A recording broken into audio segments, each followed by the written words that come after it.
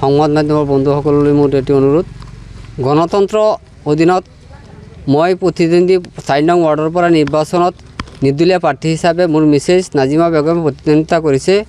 প্ৰত্যেক ঘৰতে প্ৰত্যেক ভোটাধিকাৰৰ ওচৰত মোৰ যোৱাৰ অধিকাৰ আছে।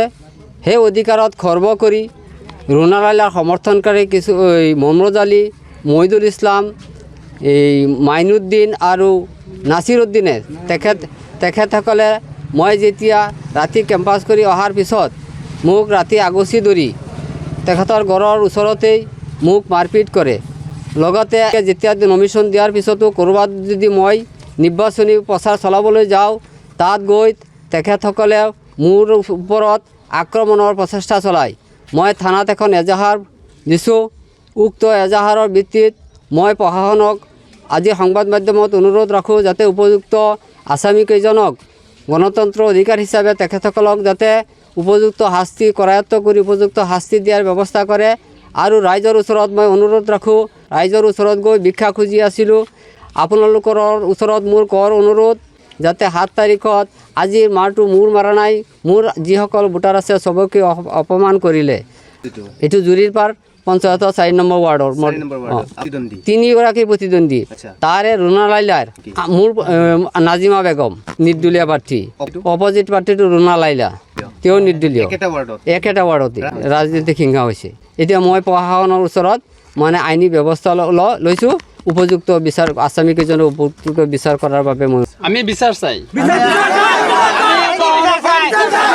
যোৱাকালি মানে কালি ৰাতি 10-11মান বজাত আইনুলক আৰু তাৰ লগৰীয়া তাৰ ভাই আছিলে লগত মানে আমাৰ ঘৰৰ পইচা লৈছিলে, সি 5,000 টকা লৈছিলে আইনুলক আগৰ তাৰ পত্নী মেম্বাৰ আছিলে কংগ্ৰেছৰ।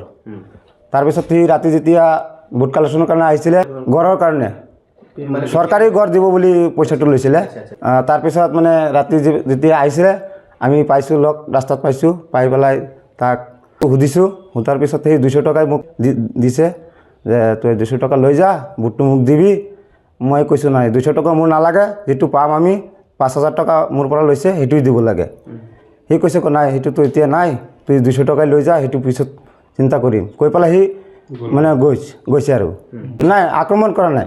আৰু বহুত মানুহ আছিলে, আপোনালোকে চাব পাৰে, আৰু মানুহ আছে, হাকী লাগিলে আমি হাকী আছে, নাই মাৰপিট একো কৰা নাই। দিব পাৰে, সি মিছামিছি দিলে দিব পাৰে, সেইটোতো আমি নাজানো। সেইটো টকাই মই বিচাৰিছিলোঁ, সেইকাৰণে সি মানে টকা দিয়া নাই। মই তাৰপৰা এই টকা 200 মোক দিছিলে, 200 মানে ভোট দিবৰ কাৰণে দিছিলে। কৈছে তোৰ 5,000 টকা এতিয়া নাই, ঘৰ আহিলে ঘৰ দিম, কিন্তু টকা 200 লৈ যা, ভোটটো মোক দিবি। আকৌ নিৰ্বাচন কি হৈছে, এইটো জুৰিপাৰ 4 নম্বৰ ৱাৰ্ড। মই কেৰেলাত থাকোঁ, ঘৰত থাকিলে খেতি বাতি অলপ চলপ মানুহৰ কৰোঁ। যোৱা ৰাতি আমি প্ৰচাৰ কাৰ্যসূচী আৰম্ভ কৰিছিলোঁ। এই মাধৱপাৰাৰ পৰা আহি থাকোঁতে মুৰমুজালি ঘৰৰ ওচৰত পাওঁতেই আমি অলপ দূৰতে আছিলোঁ। আইনুল আৰু মোৰ খুৰা এজন আছিলে তাতে। আমি অলপ আগত আহিছোঁ, সিহঁতে এই আমাৰ এই মেম্বাৰজনে ফোনত কথা পাতি আছে। তেতিয়া ৰুনা লাইলাৰ সমৰ্থককাৰীয়ে দৌৰি আহি পেলাই আক্ৰমণ কৰিছে। দুয়োগৰাকী প্ৰাৰ্থী নিৰ্দলীয় প্ৰাৰ্থী। এইটো জুৰিপাৰ নিউ গাঁও পঞ্চায়ত 4 নম্বৰ ৱাৰ্ড। পিছত আমিতো আৰু ইয়াত পিটিছে মেম্বাৰজনক, পিটি পেলাই তাতে মানে থিয় কৰাই থৈ দিছে, পিটি মানে একেবাৰে অৱস্থা বেয়া কৰি দিছে।